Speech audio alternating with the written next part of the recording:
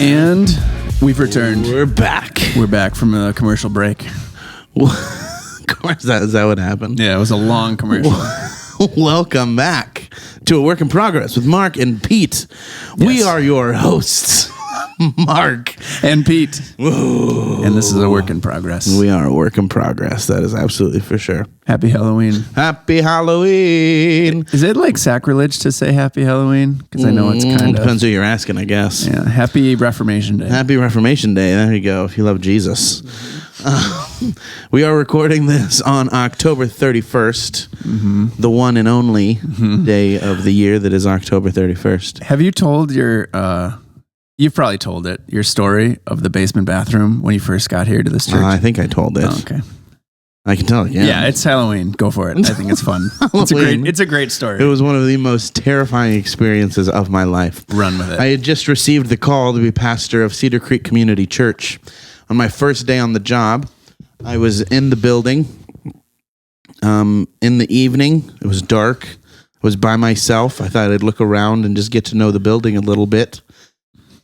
If you've ever been in a church in the dark by yourself, you know that's a terrifying experience in and of itself. Indeed. So I was walking around and just looking indoors, and I went to the basement. In the basement, and I was looking around the basement, and there's a bathroom. Say basement one more time.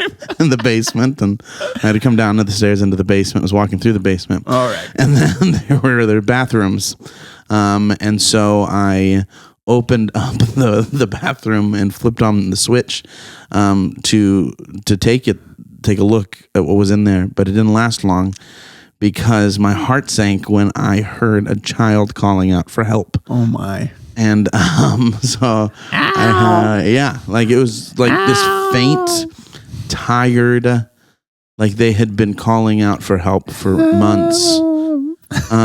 And so I did the only logical thing. I shut the door and I went back upstairs. And you called Child Protective Services. Well, what do you do? What do you do? So, because what does one do? I'm now the pastor of this church. Right. And everything inside the walls is your responsibility. So headlines are going to be, Pastor Mark Burkholder's church has kidnapped a child and locked them in the basement bathroom. And so I was terrified, and so I came back upstairs, and then I thought, I guess I have to do something about this. You must. So I went back down. Guess where I went? Where? The basement. I went back down to the basement, into the bathroom, and I turned on the switch again, and I heard it just clear as day, just calling out for help from one of the stalls. And so I inched over and opened up the stall, and nothing was there. And so our church is haunted. Until I realized it was just the fan in the ceiling. The fan. It was broken. An old broken bathroom fan. Crying out for help. Please sounds like change me. Please. It's crazy because it was saying words. I've been spinning for 30 years. Help. Please help me. Oh, man. Just covered in dust. So once I realized that was the issue, then I was exhausted. And you turned off the sound. I just turned off the light switch. Oh. Problem solved. Problem solved. And then you hang a closed sign on the bathroom door. Do not enter. Problem solved. I'm pretty sure it was the fan. Yeah. But there may be a child in here too, so just don't go in. Just leave it alone. Closed. Broken fan or child. Child trapped inside. We're unsure, but either way, don't use this bathroom. Either way, it's off limits. Happy Halloween. Yeah. It's a scary story. Well, I'm glad it was. Do you have any other scary stories? You've shared your one. Yeah. It was profound. Yeah. But do you have any other ones? I have many scary stories that I've heard secondhand from people. But I think I might have told those when we were talking about my other my other ghost story. So go listen to our other ones. Yeah. We can talk about there. It'll be great. But today is Halloween, and it is snowing outside in Wisconsin. The very first snow of the year, as beautiful. It were. It is beautiful. Magical. Yeah. I think the first snow is very exciting. I was like, I woke up and I opened the blinds and I was like, started just like giggling like a child. I was like, oh, yay, snow. Here it is. I like like the cold Yeah. in the snow, like the feel of it. Yeah. So like I went outside to like take the trash out like with a t-shirt on and it's snowing and it's like really cold outside. There's something I enjoy about that, knowing like you can go back inside and it's warm. Yeah. But I really think there's something like magical about the first snow. Oh, it is magical. Yeah. Without a doubt. I enjoy it quite a bit. As soon as we see snowfall, we immediately put on "It's Beginning to Look a Lot Like Christmas." I put that on at the gym and people started saying Pete's too early. It's not too early. Yeah. Full confession. Yesterday, it wasn't even Halloween. We put up our Christmas decorations. So A lot of people are going to be upset about that. I know. I love the passion people have about how other people decide to celebrate. We had neighbors texting us saying, "Take down your Christmas tree." Take it down. It's too soon. Do you do fake or a real tree? We do fake just because that's what we've always done. Real just seems like a hassle to me. Yeah. I guess I get the appeal, but it's just so much work. It's an interesting discussion. So Shreen and I kind of had a discussion about it last year too. So I grew up with real trees and you have to water them. Yeah. Needles get everywhere. They're expensive. Last year, I think it was like a regular 6 foot tree was like $80 or $90, whatever. But that's a year. A year. That adds up. Yeah, it does. But I grew up with a real tree every year as a kid. And I just had this thought of like, I know a lot of people who grew up with fake and stayed fake trees. Yeah.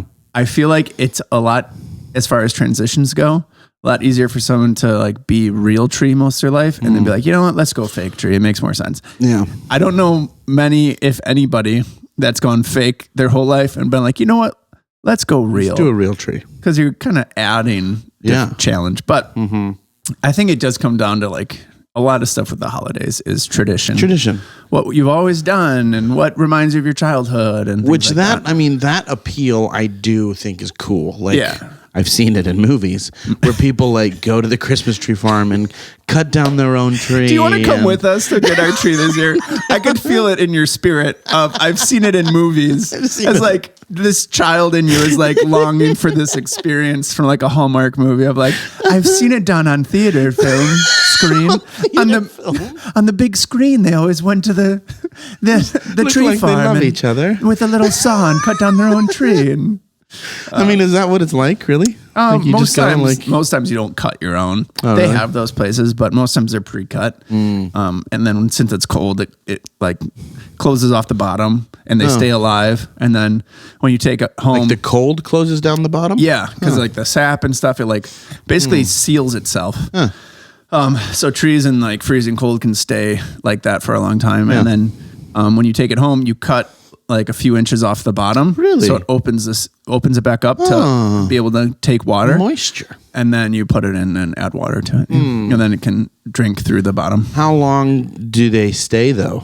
I think if you water it inside, it could, if you're not, the thing is you can't get it to where there's no water left because it'll seal again. Wow. And then if you add more water, it won't drink it. Yeah. But if you continually water it, I think they'll last months inside. Yeah. I mean, we've done it before where it was like early December and it lasts through Christmas and New Year's. But then once you stop watering it, it'll die within a couple of weeks. Yeah. Yeah. Well, because that's always our big thing is because we are early decorators, since we're those people, if we got a real one, you got to water it every day. It would be, and that's over 2 months of a lot of work. And with our fake one, we can put it up and not have to think about it. Yeah. I get it. There's definitely appeal to it. Yeah.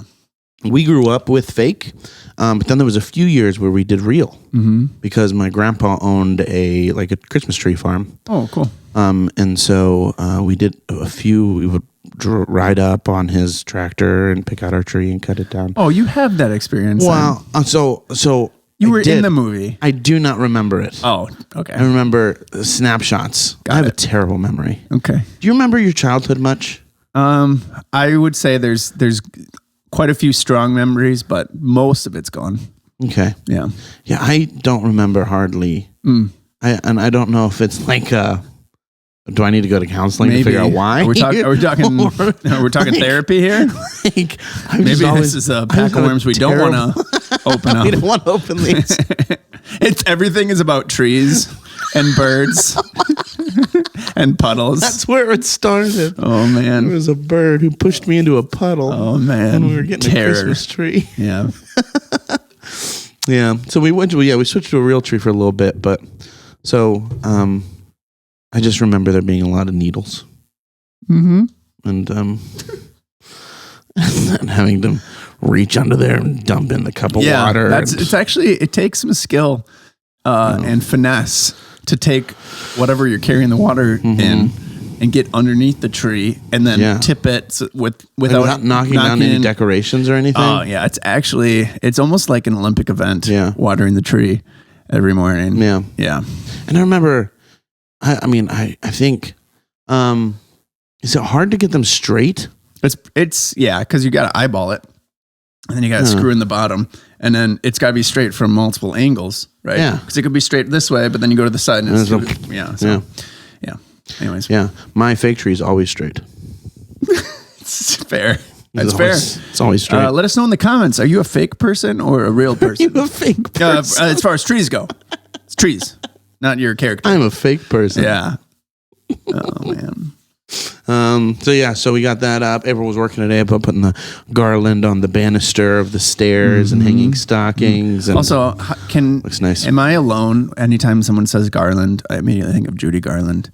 You are alone. Every time. Okay, I'm the only one. Okay, that's fair. I've had multiple people reference Jane Fonda. Somewhere over the fake tree. That Jane Fonda from from your call out. I thought that was pretty good. That was pretty good. Anyways, is that her name? Who? Jane Fonda? Jane Fonda. Jane Fonda. Correct. She was the old fitness lady. Actually, I think she was probably an actress too. You and your old actresses. Judy. Got a Rolodex. Yeah. Well, I did have parents. So it's I wonder, man, I actually really like my parents' music, you know? What are we laughing at? That I had parents? I did have parents. Yeah, it's pretty funny. I'm so sorry. I don't know why that got me. I'm glad. Okay. We're on the same wavelength. It's great. What are we talking about? Let's talk about something. Should we do colors? We can talk about colors again. I'm fully convinced that, and I don't think I'm alone in this, that colors have a feel to them. Yeah. Yeah. So, this could be like a right brain, left brain thing. I don't know because I don't know if I have experienced that as much. Okay. So what does give me a color? Okay. Lavender. Lavender, so like purple? Yeah. No, lavender. Lavender is light purple. Okay, so that's a little different. Let's start with dark purple because some colors, they're like the feel that they have aren't as exact and like. Is this considered dark purple? I'd say that's pretty dark. All right. So what does this make you feel? Okay, so therapy session. Here we go. No, dark purple is like it's like a heavy blanket of. It's definitely like there's royalty to it. It's like rich and thick and kind of warm, but like safe, like a really heavy comforter, like a weighted blanket. Yeah. But like an expensive one. Yeah. It's not cheap because it's royalty. It's royal. It's an expensive weighted blanket. Is purple. That's what I would say. Okay. Yeah. Give me another one. Okay. What about we'll go red. Red is. Let's do colors that I pick.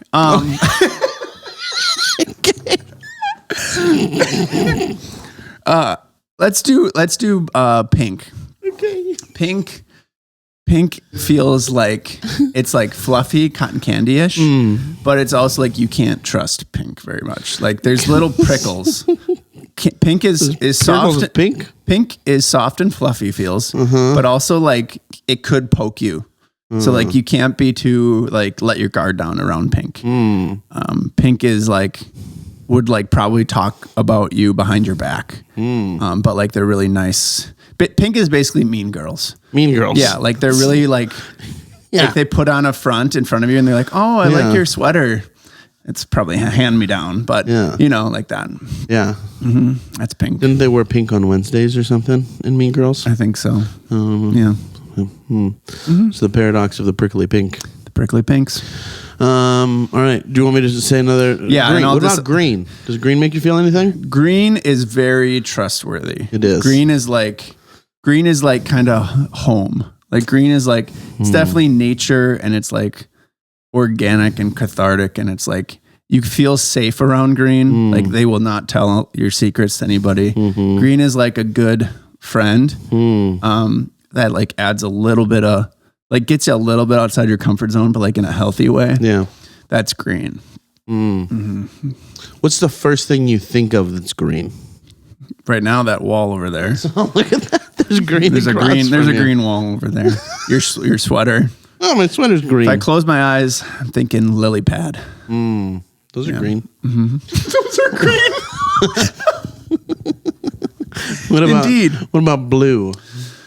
Yeah, blue. I mean, you're talking ocean, you're talking sky, you're talking open. Like blue is like a big big space. Blue is like, it's pretty welcoming, but it's also a little scary. Yeah, it's basically blue is freedom, but also a little scary, kind of like the ocean.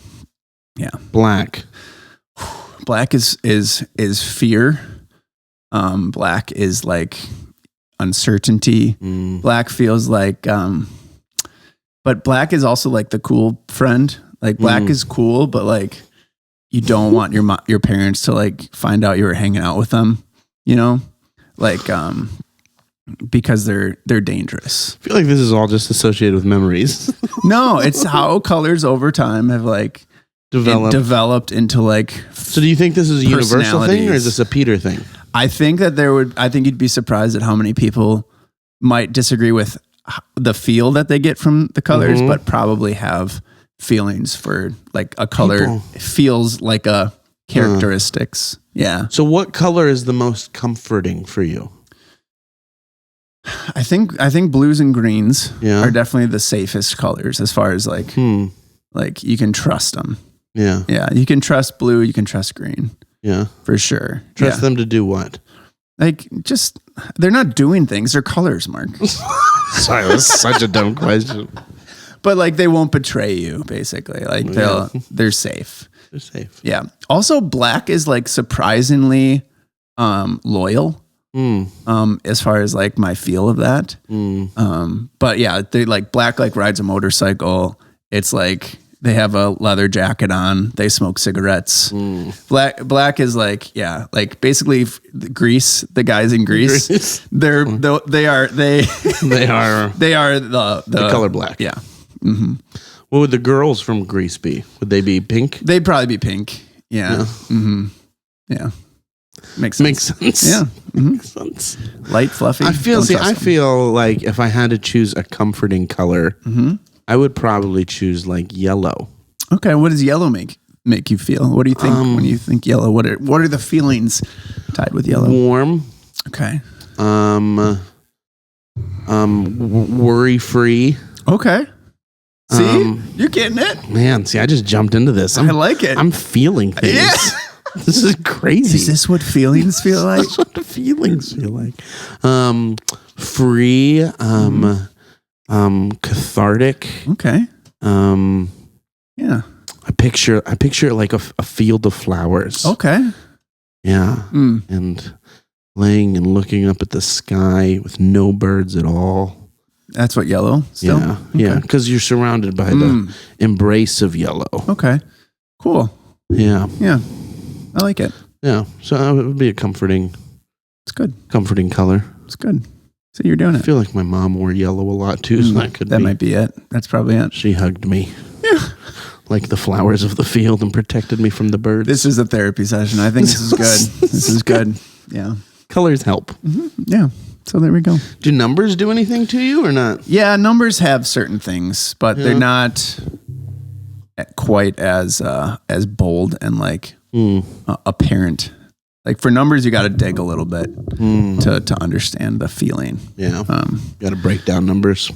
Yeah. Well, like 1 is pointy, but but it's strong and it's bold and it's like the number one. The number one. Yeah, it's like a foundation. Yeah.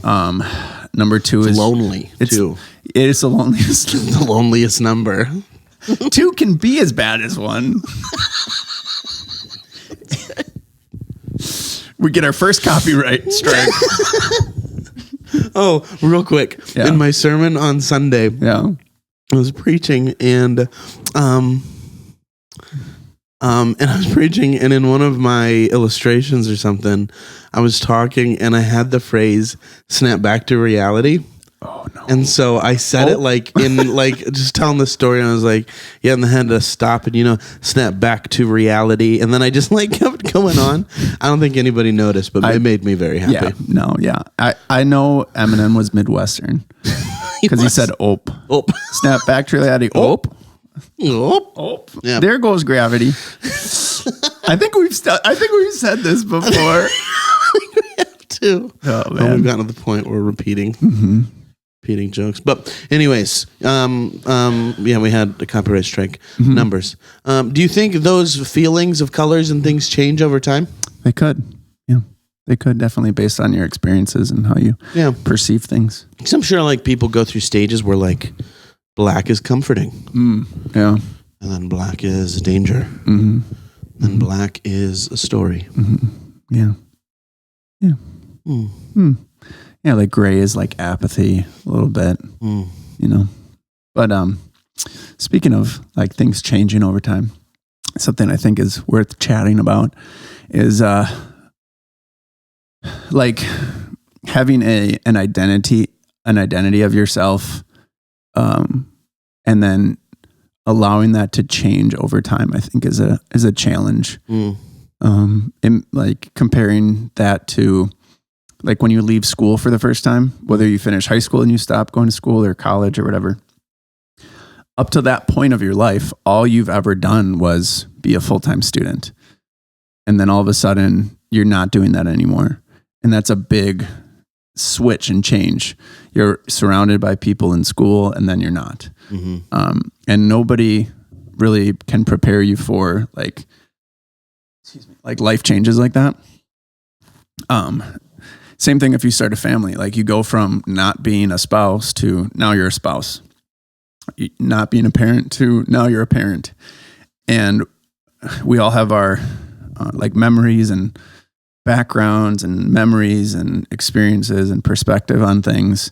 And that kind of shapes us, but no one really explains or prepares you for, okay, you're a kid until you're whatever.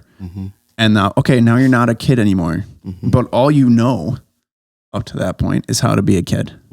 So I think that's probably why there's a lot of 20-year-olds that are still acting like children, because it's like, what are you supposed to do? Like no one was like, there's not a day, like turn the page and now you're an adult. So start living your life completely differently. Yeah. And I think it's a challenge, but also can be healthy to examine.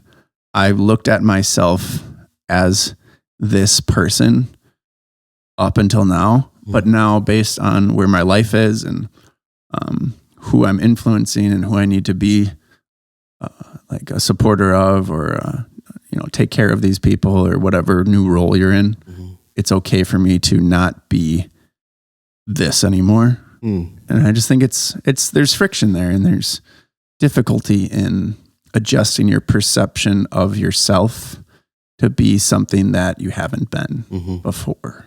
Does that make sense? Yeah. I mean, those transitions are wildly difficult. And I mean, we always focus on the transition from like into adulthood. And that is an incredibly difficult transitioning from even just a high schooler. And then like some people go to college and have like this weird intermittent college phase before they go into adulthood. Other people just jump right into it. And that's a huge transition that you're not prepared for. Yeah. Like no algebra geometry class can prepare you for being an adult. Yeah. And so you have to navigate that and hopefully you have people around you that can support you and help you and give you grace throughout that. But it's really hard. And like you said, there's this past of what has formed you up to this point. But then there's also this vision of what things are now and what focus is now. And then also to that point is things have, the world changes as you change too. So you could say, okay, well, I had a great role model. Like my dad was a great role model for me when I was a kid. But I can't be the same father that he was to me in the 2020s as he was in the 1990s. Like it's a different, things are different, right? And it's a different world. So I think you can take bits and pieces from people who have been in your position that you think like, oh, they did a good job. I should like embody those characteristics. But it's never going to be perfect. It's crazy how some people just transition so easily. Like they were like into parenthood. Like some people will go from never having a child to just having in a moment having a child and being completely okay with sacrificing so much of their life and giving this baby so much attention and love and focus and changing their complete lifestyle. This loved one, and it almost comes naturally to.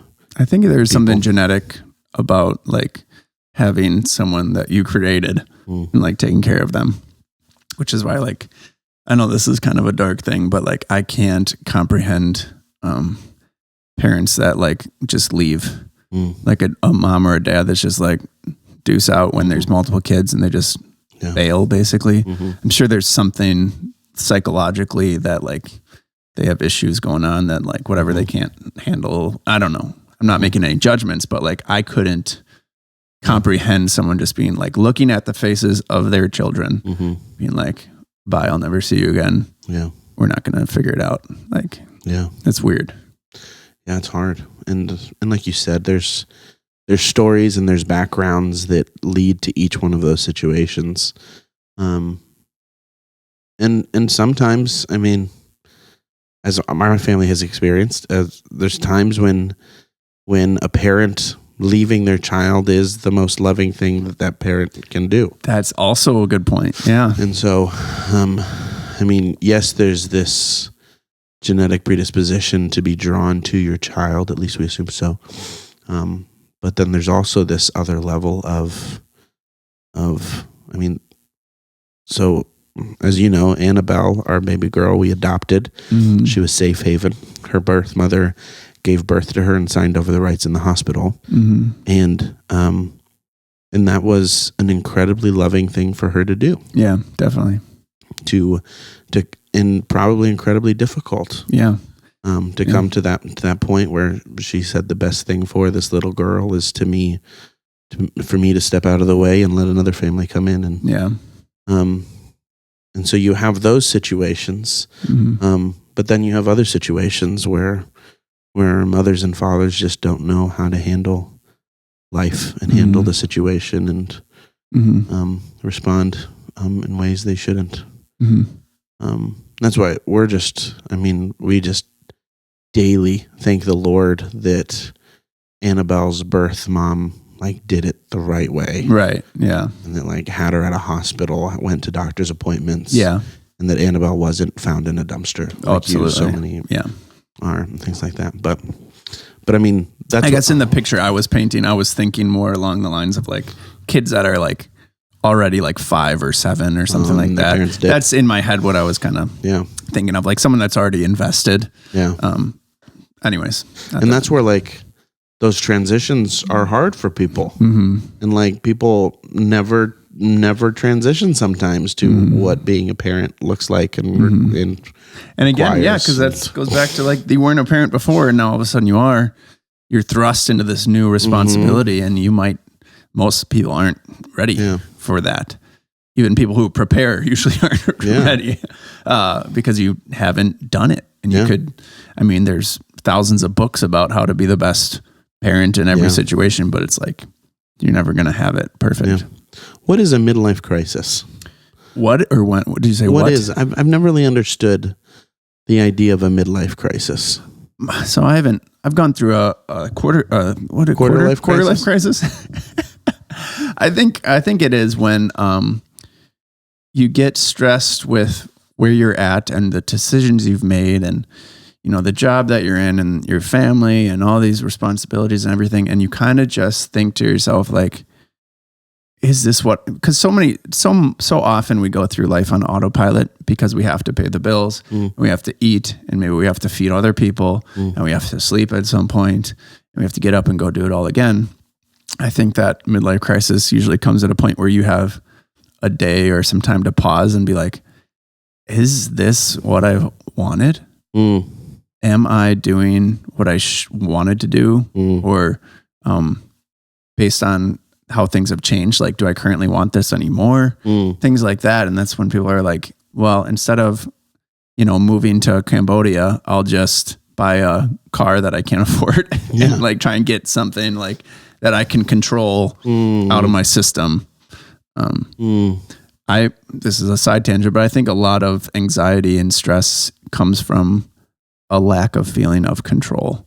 Like when you're just like, I can't make any decisions because my life is just running away from me, and I'm just trying to keep up to, then it's just like, well, I want to control something. And then a lot of people go into like addictions or, stuff like that because they can at least control that thing. Yeah. Right. So, which, and that's what the reason behind so many addictions is, that level of control. Even like self-harm and eating disorders and things like that. Like that's just having control over something. Yeah. Like if you're self-sabotaging, at least you're in control of it. Like I think that is a deeper psychological thing, is like, I choose to do this. At least I'm in control of it. Yeah. That makes sense. I think with like self-harm and things like that, I think a big portion of people don't really understand it. I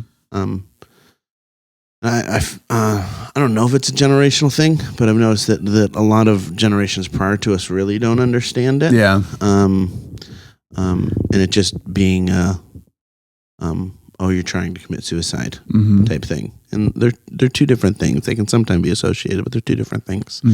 And so much of it lies with I feel like my life is spiraling. Yeah. I don't have any control over anything that's going on. I need something to put me present in this situation that I can remind me that I have feeling and have control over something. Yeah. I think that's dark red. It's dark red? Dark red is that feel. Yeah? Yeah. Yeah. I think it's just been so taboo in past generations. Like you don't talk about that kind of stuff. Yeah. And if you do, then you have like a problem instead of like it just being a normal human reaction that you need to talk through and figure out. Yeah. That's why I think it's getting more open. Shame? Like the thing that breaks my heart is like, we're talking about self-harm now, but things like it too. Just the shame that people carry. And with that, like you have physical scars. Right. And always being worried that someone's going to see them. And always worried that someone's going to... And that's an added burden to your already stress and anxiety and all that stuff that's going on, is just like, man, yeah. Tough.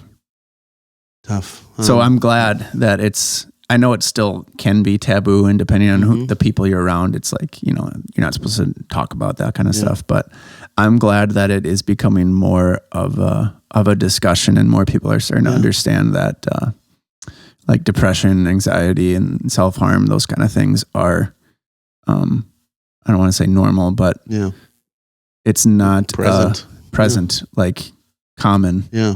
And they need it's important. It's important for people to have someone to talk to about it. So I'm glad that that's getting. I think it's getting better. Yeah, very much so. Yeah, that's good. Yeah. So I just hope that people who are struggling with it find the courage to talk to people about it. That's the problem. Is like when I've been in dark times too. It's like you don't want because you already feel out of control, and you don't want to burden someone else with your out of controlness. And that's why it's really hard for when you're in that spot to be like, well, why don't you talk to somebody? and everybody's different, but in my experience and talking to some other people who have had those experiences, it's like, you don't want to talk to people, which is an added issue. Yeah. Because you really should. Yeah. And if we just, man, if we could just see the good in people, then those type of conversations would go so much better. Yeah. Let's just be gracious with one another. Realize that people are all in different places, all have different stories. I think there's almost an assumption, I'm talking from my experience, like subconsciously, that everybody in your reality that you see, like everybody that's in your world or whatever, has had at least somewhat of a similar background and upbringing to you. So when they do things that are completely outside of things that you know and understand, now that's weird and strange and a problem. Yeah. As opposed to understanding different people have had completely different upbringings with different families and different experiences and different memories, puddles and birds that you got to be very sensitive to. Yeah, it's true. Yeah, it's true. And that can like even overlap into like religious conversations and stuff, instead of the ego of I'm right no matter what, and my background and bias is correct. Just being like, oh, this is different. Tell me about it. Yeah. Like, let me try and understand, or maybe not like fully comprehend because you probably can't. Yeah. But like at least listen and be like, oh, okay, that's explains why this is happening. I recently, I've listened to this book on tape multiple times, How to Win Friends and Influence People. And they talk about different people throughout the years who have done like atrocious things, like murderers and things like that. And they'll talk to them. And a lot of times, people who do things that society as a whole would say is terrible, those people don't see as bad. Sometimes they even are like, I was doing what I thought was best in whatever situation. Which makes me think like everybody who does whatever they do, most of the time they think it's a good idea. So instead of immediately, no, I'm not condoning like bad behavior or like illegal acts at all. Definitely not. What I'm saying is those individuals are doing it for a reason.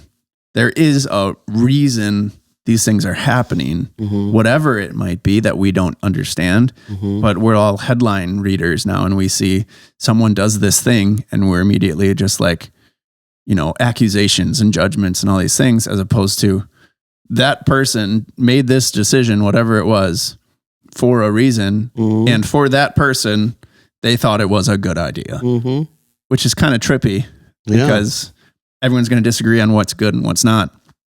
But like each individual is like, this was right for me at this time, based on everything. That's like kind of wild. Yeah. I mean, and so much of that, it comes from who a person is, how that person is made up, who their influences are, what their story is coming up. And then on top of the fact, after the fact, it's how they're confronted on those issues, either causes them to dig in even more to their actions, or not. I mean, so like, it's fall right now. If your neighbor is blowing their leaves into your yard, depending on how you handle that, it's going to cause two different things. Either you're going to get really upset with them and they're going to get defensive and get upset with you, or you're going to handle it in a civilized manner and have a conversation, and they could realize, oh, I didn't realize I was doing that to you and all that stuff. And it could go two completely different ways. And that's the thing too, is people not realizing like you assume people realize something, but they might not realize it. So like, I think just that part is huge with assuming, like, oh, they know that this bothers me. They might have no clue in whatever sense that it's bothering you. And if you just scream and yell and get angry, they're going to get defensive as opposed to, hey, this is what I think about this. It'd be great if this, and then things can be. That's something that's really like interested me lately. No. That's something that's really interested me lately, is that response to confrontation, and how so often, like, people's response to confrontation has nothing to do with what's being discussed. Sure.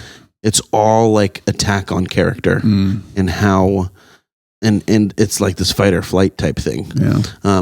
So like if you get upset with me about something, my response is going to have so little to do with what you're getting upset about. The actual thing. Yeah. And more so that you are attacking me. Mm-hmm. So I'm going to work on defending myself and getting ready to fight for myself. Right. And so navigating that in communication is huge. I mean, especially even within marriage, like how we talk to our spouse, like 100%. Like if you go at your spouse for something and they're going to come back at you, not necessarily because one of you is right or wrong, but just because you're coming at your spouse, and we have this innate defensive mechanism. Yeah. And I think it's in everybody. It's huge in me. Yeah. Oh my word. When I was in high school and probably high school, I feel so sorry for my parents. I got so defensive with every little thing that my parents would bring up or say to me. Everything became a fight because at that age, you're trying to figure out your identity. You're trying to figure out who you are. You're trying to prove yourself, prove your value, prove your worth, which is so exhausting. Oh man. But trying to prove all that stuff. Still trying to figure it out. I know, right? So when anybody even confronts you with the smallest thing, you feel as though it's an attack on your value and your worth. Right. And so you respond according to that. Yeah. But that's not the issue. Yeah. So it's like those change my mind segments. Oh yeah. Like the people who sit down with like the change my mind is like, yeah, when you start saying like, I disagree with you on this point, it becomes not about that point. It's about their whole character. Yeah. And if they're wrong about this, then it's a hit to the ego, and it's like, well, that can't be, so I think communicating and finding like a common baseline to like discuss things and not like argue, but try and learn and understand is a real skill that like most of us aren't equipped with. It's not like communications is something you can go to college for, I guess, but like communication in that sense isn't taught absolutely. Like at all. And it's huge. Yeah. It's an everyday kind of skill. Yeah. Especially in relationships with friends and family and spouses and stuff like that. Yeah. I've started following some people on social media that like that's what they do for a living is they like give like communication tips and advice and things like that. That's great. And it blows my mind the things that I never even think about. But absolutely affect your every interaction. Yeah. And how you're addressing your posture, your eye contact, everything like that, and how you say certain things, your communication. Yeah.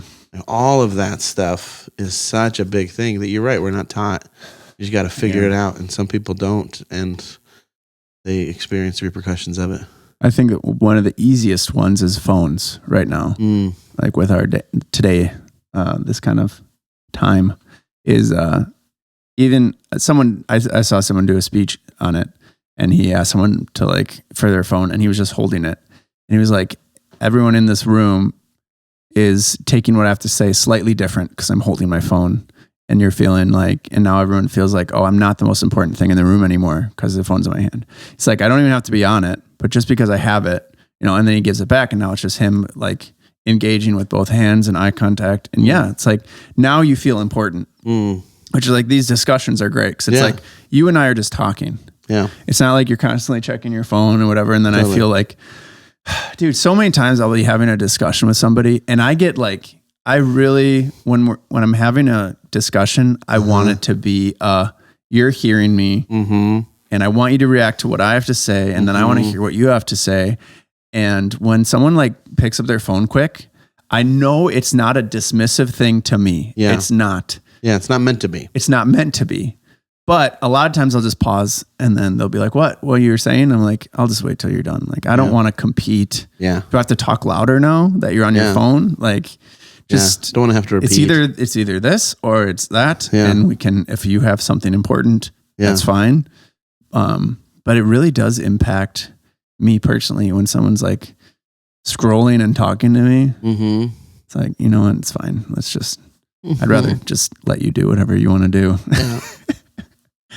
Totally. I mean, when anybody's like with me and they're just on their phone, like I get so insecure. Like, oh, they just would rather be on their phone than talk to me. And that might not even be the... No, it's probably not true at all. Yeah. I'm a really cool guy. I mean, obviously they want to be coolest, with me. of course. Who wouldn't? Yeah, I mean, it's no competition, me or a phone. Yeah. Come on. Easy answer. But even like when we're in the car with April, like if April's in the passenger seat and she's scrolling reels and I'm driving, I'm like, don't you want to hear about my day? Yeah. Yeah. But it's just that understanding people where they're coming from, and when I'm driving in the car, realizing that April's had a really long day too, and she needs a minute just to veg out and not think about anything. Sometimes I'll tell Shireen, like at the end of the day, if it's been a long day, and I just need, because I have introverted tendencies, to where it's like sometimes I need to just be by myself, and if I didn't get a chance to be by myself all day, I'd be like, I need to go in the bedroom. I'll be back in like 5-10 minutes. Yeah. Like I just need to go exist by myself and like play chess on my phone for a little bit and just kind of like unwind a little bit before I can go back to being with people. Yeah. Does that make sense? Oh yeah. Yeah. I think it's important to have that self-awareness too. Yeah. Because everybody's different. And to understand that in whether it be your partner, your friend, family member, friend, whatever, to recognize that them wanting to do that isn't a shot at you. Not at all. Right. Yeah. One of the best birthday gifts April ever got me, she asked me, what do you want for your birthday this year? And I said, I want a half hour to not have to do anything or think about anything. And so legitimately, I laid on the couch for a half hour and did nothing. It was great. I obviously still remember it like as one of the greatest gifts. It's a core memory. It's a core memory. It was awesome. Yeah. It was so special. One time for I think it was Valentine's Day, Shireen got me like some coupons, and one of them was a guilt-free night playing video games with my brothers. Whoa. And that was one of the best things. Go photocopy it? Just keep reprinting it as if she doesn't know that I'm like, I have extras. No, I didn't use it last week. The watermark slowly fades with each copy. There's a watermark. Yeah. She went all out, dude. She laminated it. It's laminated. Yeah. But it's important to know what you need. And then ask for that from time to time. Also understand that you should reciprocate that with your partner, your spouse, so that you don't have a midlife crisis. Yeah. Because otherwise years go by and you never had that 30 minutes to yourself and you're just like, I'm going to lose my mind. Yeah. Yeah. So it's important to know what you need and to be okay with asking for it. And like you said, reciprocate. It's so easy to think, why isn't this person giving me what I want without even communicating it? But then to think, well, this person might need this, or this person just needs this time. It's not a shot at me. That's equally important. Yeah. Realizing that everybody has their own story, everybody has their own background, and we can be gracious with each other as we're gracious with ourselves. Because we are all a work in progress. A work in progress. Work in progress with Mark and P. We should get a jingle. You're a piano player. You should write us a work in progress, like a jingle. And then every time we say a work in progress during the podcast, we like, do do do do do do do, something like that. Nailed it. Yeah. Do do do do do do do. Come with choreography and everything. Yeah. There has to be snaps and whistles.